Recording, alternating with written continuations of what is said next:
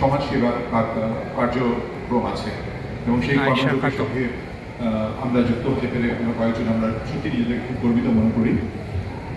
এছাড়া আয়েশা লেখেন, কবিতা লেখেন, প্রবন্ধ লেখেন এবং গল্প লেখেন, উপন্যাস লেখেন, একাধিক পুরস্কার পেয়েছেন। তাকে আমরা খুব বলবো এই ছোট গল্পের ধারা, বাংলা সাহিত্য সৃষ্টির এই ধারা সম্পর্কে কয়েকটা কথা। তার কি মনে হচ্ছে, কিভাবে এগোচ্ছে সব?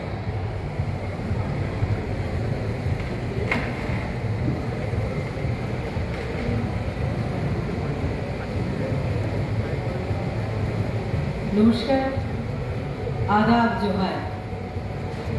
সুদীপ্রিয়, আজকের এই শুভ সন্ধ্যায় আপনাদের সঙ্গে সবার দেখা হচ্ছে এবং সেই সঙ্গে সঙ্গে দিশারি, ধনী এবং অমর মিত্র বিখ্যাত লেখক বসে আছেন, মঞ্চে উপস্থিত আছেন।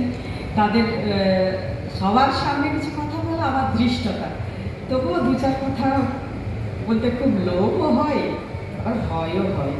এই দুইয়ের মাঝখানে দাঁড়িয়ে আমি দুই চার কথা বলছি বাংলা সাহিত্যের, বাংলা সাহিত্যের ছোট গল্পের ভবিষ্যৎ এবং সেই সঙ্গে সঙ্গে বাংলা ভাষার ভবিষ্যৎ, এই দুটোই আর কি।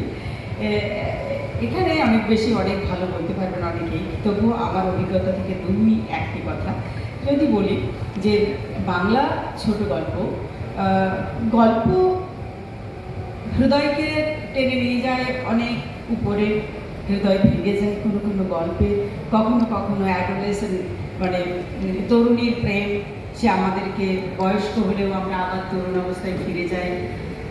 রাজনীতি, সেই সঙ্গে সঙ্গে মনের ভিতরের কত টানা পড়েন, প্রকৃতি, নদী, পাহাড়, সব কিছু মিলে এই যে গল্পের উপকরণ, এই উপকরণগুলো যতদিন পর্যন্ত আছে ততদিন পর্যন্তই বাংলার ছোট গল্প বেঁচে থাকা। শুধু পশ্চিমবঙ্গেই না, শুধু পূর্ববঙ্গেই না, অপর বাংলাকে আরেকটা বাংলা যেটা রয়েছে সেখানেও বাংলা ছোট গল্প বিস্তার লাভ করছে এবং বেঁচে থাকছে। এখানে যে আমরা ডিজিটালের কথা যদি বলি, নতুন প্রযুক্তি এসছে মাঝখানে, তো আমরা সবসময় ভয় পাই যে আর বেঁচে থাকবে না, এই হারিয়ে গেল, আর আমাদের হলো না, এর ভবিষ্যতে বা কি, কেই বা পড়ে, পাঠক কোথায়, এত লিখছো কেন, পাঠকের চেয়ে লেখক বেশি।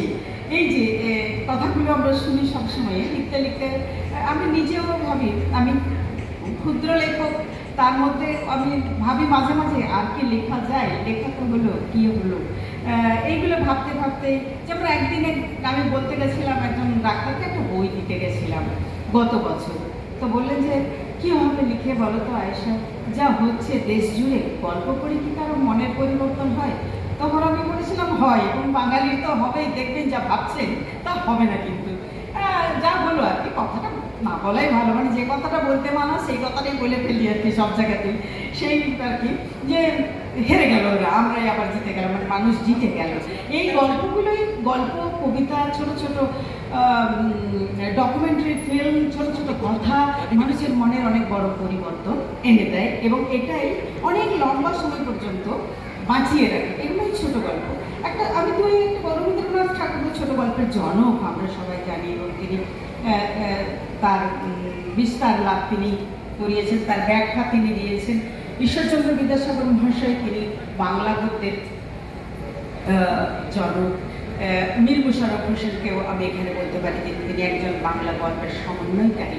এই সবগুলোকে নিয়ে যদি আমি চলে যাই আরও পিছনে, সেখানে বঙ্কিমচন্দ্রের কথা আমরা পেয়েছি তার নানান গল্পে, তার গল্পের যে প্রাসঙ্গিকতা আমি বলি যে বঙ্কিমচন্দ্র বহুদিন আগে লিখেছেন একটা ছোট গল্প, সেই গল্পটি যদি আজকে এসে আমি দাঁড়িয়ে বলি যে ব্যাঘ্রাচার্য বৃহৎ লাঙ্গুলের ভাষণ, আপনারা অনেকেই পড়েছেন, মুদ্রা দেবীর গল্প, সেই মুদ্রা দেবী কীভাবে মানুষের দেবী হয়ে ওঠেন, সেই কথা আজকের দিনে সেই প্রাসঙ্গিকতা আছে।